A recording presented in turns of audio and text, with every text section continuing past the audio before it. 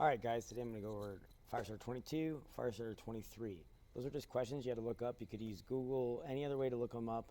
Now I'm going to kind of give you the right answer, because sometimes when you use Google, you'll get a true statement. You might get some good information, but it's not maybe the exact information we're looking for.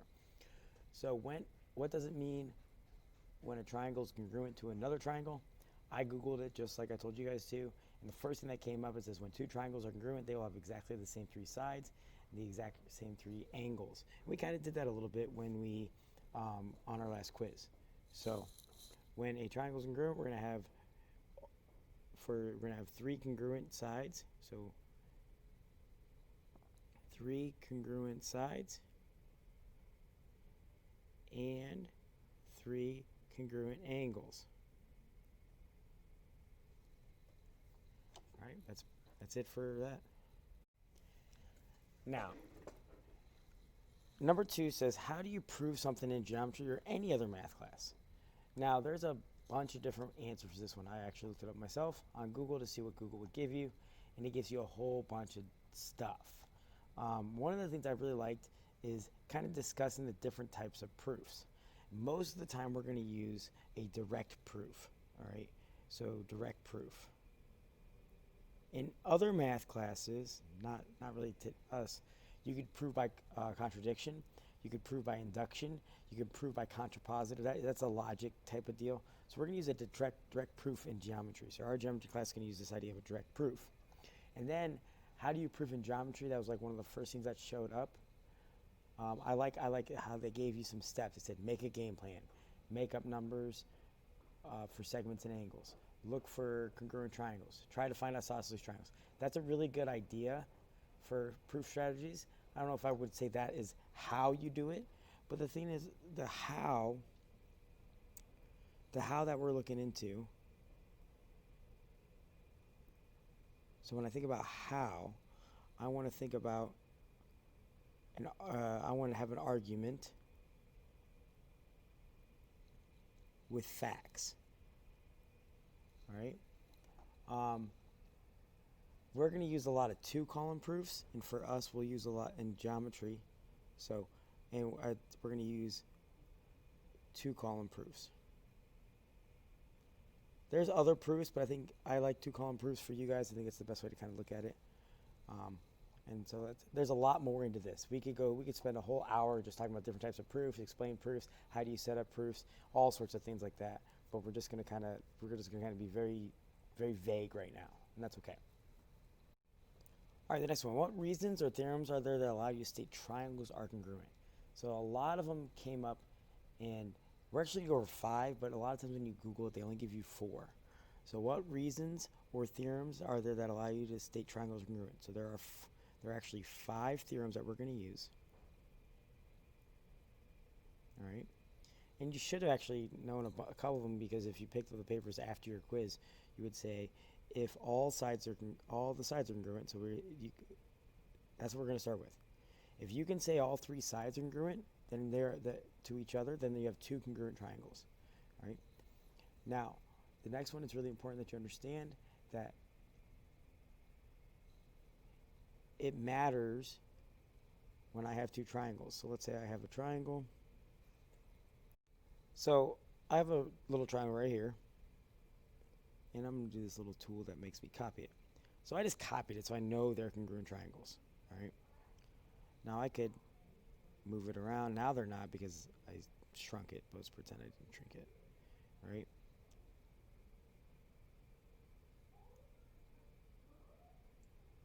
These 2 triangles are congruent. They can say they're congruent if this side is congruent to this side's congruent to this side, and this side is congruent to this side, right? That'd be our side congruent. Now, if we just have that 2 of the sides are congruent, if the angle is in between, right, we call that side angle side. So that's an option.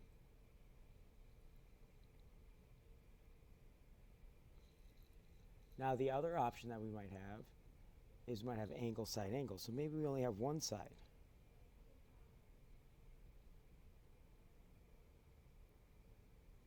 But if I have an angle here, let's say I have this angle here, and this angle here, and I have this angle here, and, oh, I messed up here.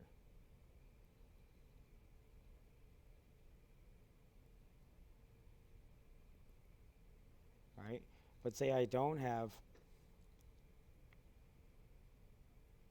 a 2 dash, but I have this right here and this right here. I literally have my sides in between the two angles. It like actually matters on the location of this. All right, we'll talk about that going a lot more detail. All right, so and then the last one is going to be angle side, and then we're going to add a new one that you really didn't see a whole bunch about, but it's called hypotenuse leg. So we'll have 5 options. If you can't make one of these, think of it like a menu. If you can't make one of those 5 options happen, then you can't make a congruent triangle. So that's an important concept to understand that we're going to be talking about a lot later. All right. All right, number 4. What must you have when you write triangle? This is a little bit harder when you use Google. Not that you couldn't figure it out. So you're going to need to have, and so we're going to be using a lot of 2-column proofs. So we're going to have statements and reasons. So this is a little bit off than what Google has out there. Not that like what Google has. Google has a lot of good stuff out there, but it's very vague. You know, I was going to try to send you down the rabbit hole a few. So statements and reasons, and eventually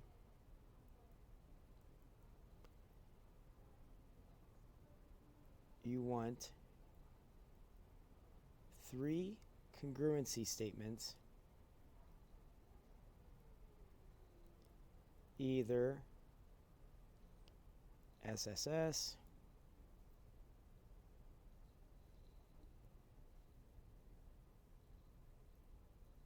SAS, that's side, angle, side, angle, side, angle, angle, angle, side, and we'll talk a little bit about hypotenuse leg and what the third piece of information that is. All right, so that's it for Firestarter 22. All right, Firestarter 23, I just put that right into Google, just like I told you guys you could, and I really like the first thing that came up, so hopefully you do that. In geometry, the reflexive property of congruence states that an angle, line, or shape is always congruent to itself. So an angle, a line, or a shape is congruent to itself. With 2 triangles, we'll use a lot of things called shared sides or angles. So for example, if I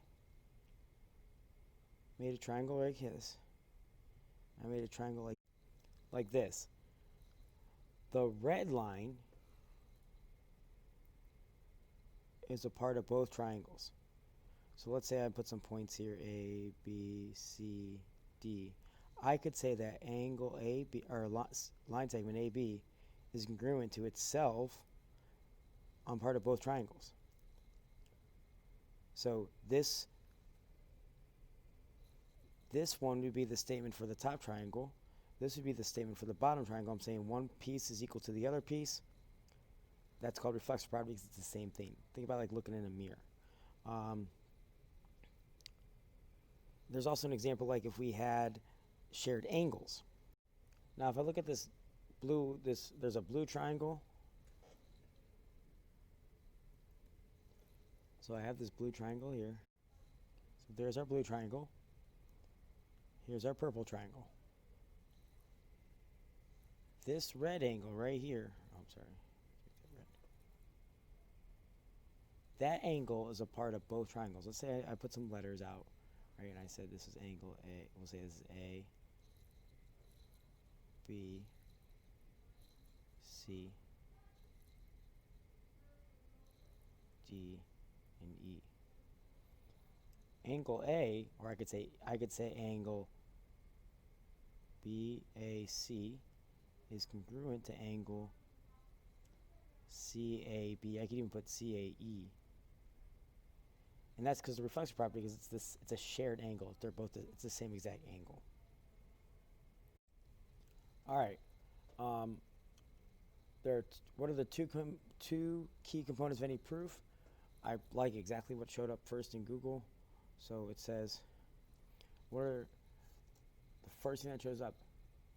The statements that the statements are the claims you're making throughout your proof. So you need statements, which are your claims.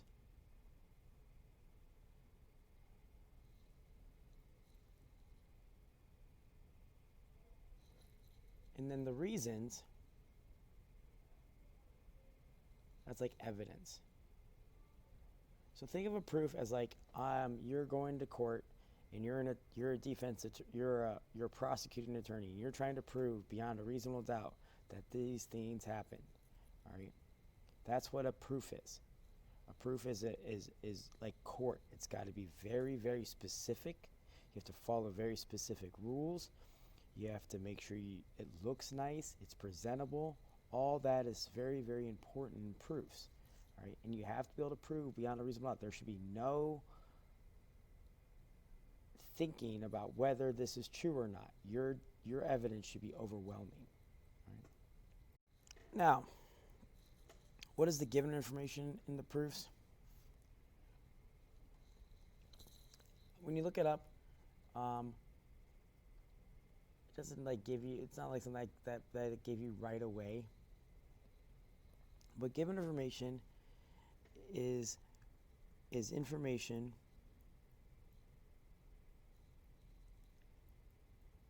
true from the problem. So this is stuff you don't have to. It's always the first thing you do. Like for example, if I was going to give you $20, I said, "Here's $20. Don't ask me. Like, just take it." Most of us would take the money. That's like what given information is. The problem shows it. All right. It's either written or it's in the diagram. I spelled diagram.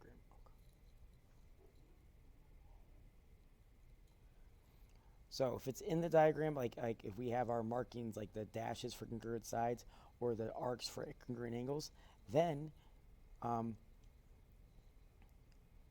it's given. You can't argue with that. What does CPCTC stand for? CPCTC stands for corresponding parts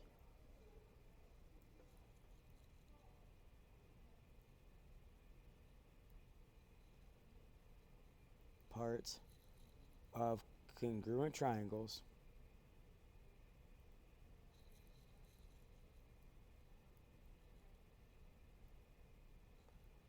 are congruent. Basically what that means, if we go back and think about this,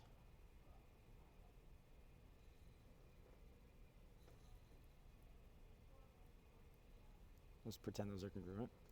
If I told you that all three of those sides are congruent, you could tell me that this triangle is congruent to this triangle. So you could say this triangle right here is congruent to this triangle. CPCTC lets me go further after, this is always after the triangle proof. I could say this angle is congruent to this angle is congruent to this angle is congruent to this angle, right? Remember when we wrote our congruency statements with triangles, this lets you fill in this lets you fill in everything. Everything else that wasn't filled in by your actual 3-statement proof. So whenever we prove a triangle, you only need 3 things. You need to have side, side, side, side, angle, side, angle, side, angle, angle, angle, side, hypotenuse, leg. You don't need to have every single piece of. So basically, think about it. There's 3 sets of sides, 3 sets of angles. You don't have to have all 6 pieces of information to prove a triangle is congruent. You only need 3 of them. Sometimes it's just the 3 sides. Sometimes the side, angle, side. Sometimes the angle, side, angle. Sometimes the angle, side. Sometimes the hypotenuse, leg. As long as you know it's the right triangle, we'll get no more than that.